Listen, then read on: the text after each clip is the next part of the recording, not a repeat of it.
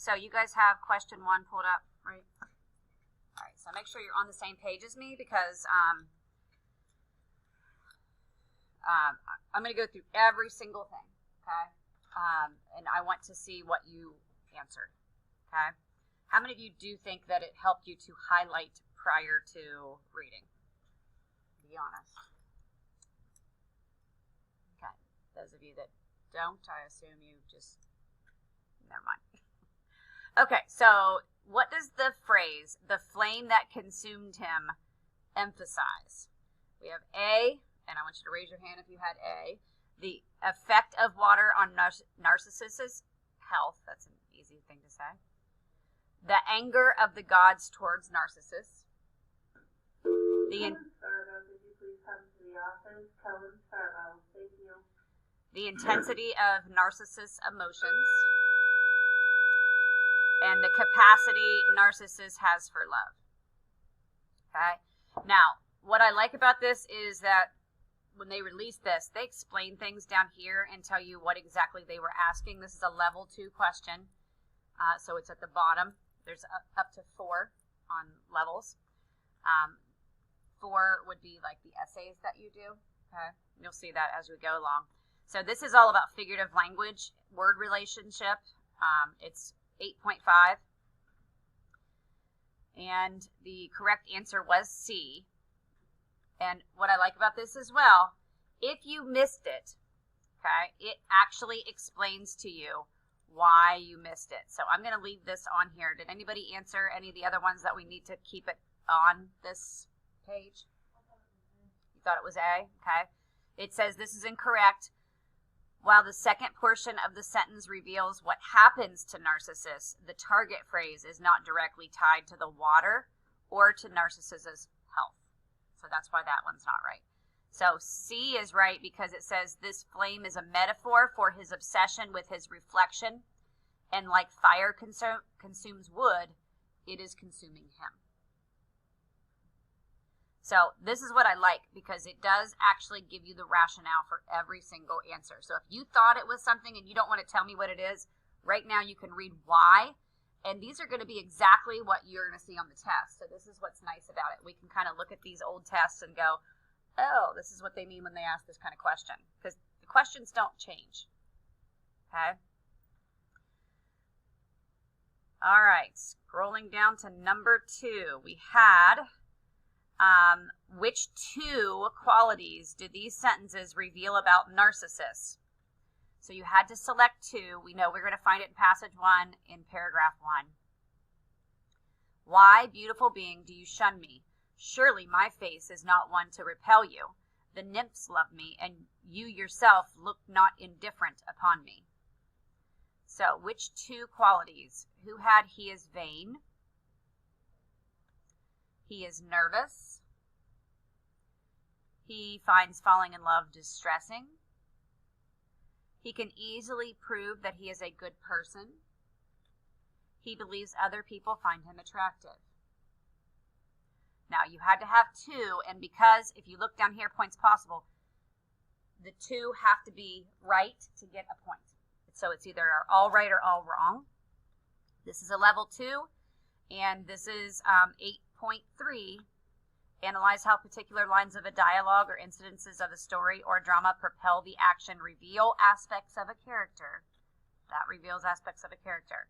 So looking down here, here are your answers. You should have had that A, what was it? The first one and the last one. So Narcissus is literally in love with his own appearance and is confident in his beauty. And the last one, the nymphs love me, shows how Narcissus not only considers himself beautiful, but is accustomed to others having the same view that he does regarding his youth and beauty. So he's used to people thinking he's just so good looking. So if you had a different one, make sure you read the rationale for this, and those of you that are watching this video can pause if you need to. Okay. Next one. Oh, these are all like the different possibilities of what gets you a point or what doesn't. What you need to remember is that if you don't get the 2 that they say, you don't get a point. So that's all that, it goes through every single thing. So question 3. This is 1 point. It's a level 2 question, and it's points of view or perspectives of characters and the audience or reader. So why is Dorian's mockery ironic? In paragraph 2 of passage 2, it says, once in boyish mockery of Narcissus, he had kissed or feigned to kiss those painted lips that now smiled so cruelly at him. Who had A, he does not know that others find him unattractive. B, he does not understand how to show real affection. C, he does not realize how similar he and Narcissus are. Or D, he does not know how the painting will soon be discovered. Okay, it makes sense that in irony, he doesn't realize how similar he and Narcissus are. So in irony, that's C. Okay, if you had a different one, make sure you read your rationale right now, because it's important to know not only that you missed it, but why you missed it. Okay? So for C, Dorian is in love with himself and shows his infatuation with himself by longing to kiss his own lips, just as Narcissus was obsessed with himself. That's odd, isn't it? Anybody else kiss themselves in the mirror? Zai does. Okay. All right. So look at your rationale. Question 4. Okay, we have in paragraph 4 in passage 2, what does this sentence mean? So all we have to do is interpret this sentence. And when the winter came upon it, he would still be standing where spring trembles on the verge of summer. Who had A, the lighting illuminating on the painting is influenced by the seasons. B, the changing seasons affect Dorian's attitude about the painting. C, Dorian's body will remain young while the image in the painting ages. D, the seasons will continue to change while the painting remains the same. Okay, this is a level 2, understanding figurative language. And it is C.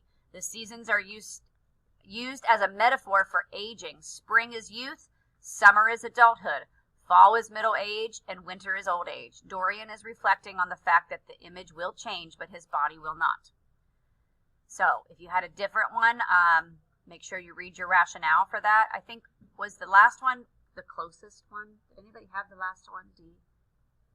Okay, good. Okay, yeah, D would be, this is incorrect because although the seasons are described as changing, the painting changes too. Okay? That's a close one. And they like to throw those ones on that are kind of close, that make you go, Use your strikeout key that you can strike off the other ones. Like if you do flag it, make sure you answer it. The directions, like I told you, tell you not to answer it and flag it. I say make a guess. Cross off the ones you know or not. Make a guess. Flag it. Go back to it if you have a chance. But at least answer it so you have an option to get a point. Because if not, if you get done and you have to turn it in, you're not going to get a point for that. Okay? And don't spend too much time on a 1-point question. Don't sit and analyze it for 10 minutes. Okay, is this the same one? No. Question 5? Okay. Oh, okay, you had to highlight the 2 phrases from the, what? You don't have it? It skipped 5? Okay. All right, well, we'll go through it. So use your brains. You have to do, you have to select 2 sentences. So this is, since we didn't have that in your handout, select 2 phrases from the excerpts that emphasize the dark mood of passage 2. So it's a dark mood. Look for words that are dark. Okay? So you had to, in this one, in paragraph 3, you would highlight the 2 sentences. You know, like you click on them and they highlight, you know? That's what this is. This is only 1 point, so you have to get them both to get anything. And it's a level 3 question, so it's one of the higher level questions. So let's look at it. For a moment, he thought of praying that the horrible sympathy that existed between him and the picture might cease. It had changed in an answer to a prayer. Perhaps in an answer to a prayer it might remain unchanged. and yet who, that knew anything about life, would surrender the chance of remaining always young, however fantastic that chance might be, or with that fatal consequence it might be fraught. In paragraph 3, you have to select phrases. Only phrases. Anybody want to make the last phrase, what? Or with faithful consequences it might be fraught. Okay. Anybody else want to make a... Okay. Let's see. Since this one wasn't in here, we'll just look. For a full credit, it says you had to have 2 of the following. So there are 3 options that you could have chosen. You have to have 2. So the horrible sympathy that existed, and we don't know because we can't see what was highlighted, so that was right. Or what faithful consequences, and it might be fraught. Okay. Look for, if it says mood, look for the words that create a mood in you. Remember when I did tone and mood, and I said, like, the tone of voice that I use can put you in a mood? Think of it that way, okay? Tone and mood. All right, scrolling down to the next one. We're going to scroll down to 6. So these are all just the possible points that you could get on that question. So here's question 6. You have this one, correct? Okay, this is a level 2, so one of the easier questions. This is looking for themes, patterns of events, or character types of myths, traditional stories. So myths are one of those things that you're going to see on the test a lot. Okay. How is the painting in passage 2 similar to the fountain in passage 1? So it's either a metaphor or a symbol. We knew that because we had those options. We read the question before we read the passage. It is a metaphor for the changing seasons. It is a metaphor for love and relationships. It is a symbol of the main character's future. Or it is a symbol of the main character's love for himself. So D, you think D? Scroll down here and see. It is right. Make sure you read your rationale if you chose a different one. D, the painting in Wilde's novel functions like the fountain of the Greek myth. It is designed to be a reflection of a character who is consumed with self-love. Okay. Question 7. This is the last for this passage. The next ones will be to go along with the other passage. And I'm probably going to stop the video and restart a video just for all of you listening right now, just because I'm almost to my time limit. All right, so question 7. Remember, A has to be correct for you to get any points for B. And if we look at the point breakdown right here, this is a 2-pointer. So if there's an A and a B, it's a 2-pointer. But A is more important than B because if you don't get A, you can't get B. Okay? Or, yeah. But if you get B, they do not give you any points for A. They assume that you just accidentally got the right answer if you missed that part, okay? So this is a level 3 question. Whenever there's an A and a B, usually it's going to be a 3-pointer as far as the cognitive type of question. So this one is analyzing literary text to determine a theme and relationship to the character's plot, setting, blah, blah, blah, blah, blah. Okay. So, part A, important. What is a shared theme of both passages? And reading this question before you read that is something that helps you to find, because you've got 4 options. You can know as you're reading which one of those would fit. It just makes sense to read these before you read the passage. So what is a shared theme of both passages? A, you cannot escape fate. B, beauty cannot last forever. C, love can be difficult to find. D, appearances can be deceiving.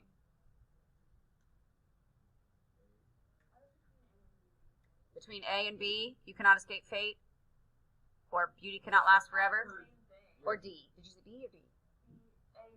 A and B. Balin says D.